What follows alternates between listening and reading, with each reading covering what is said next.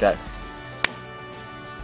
Meillä on intiaanikanotteja ja sitten kajakkeja, retkikajakkeja, niin isot määrät vuokrattavissa ja me suunnitellaan asiakkaalle reittejä heidän ajankäytön mukaan ja kokemuksen mukaan.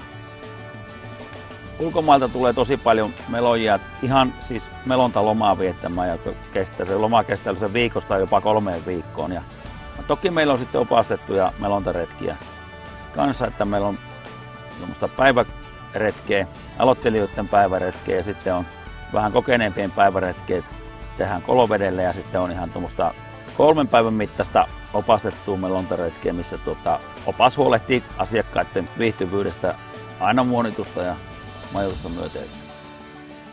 Joo, Linnansaaren kansallispuisto on perustettu tähän Haukivedelle keskiselle Saimaalle 1956 vuonna justiin tämän pääsaaren ympärille silloin perustettu. Ja näitähän silloin nämä on Suomen ensimmäisiä kansallispuistoja, silloin 50 niitä perustettiin eri puolille Suomeen niin kuin kuvaamaan sitä luontokokonaisuutta edustamaan, niin kuin tämä esimerkiksi Saimaan järviluontoa.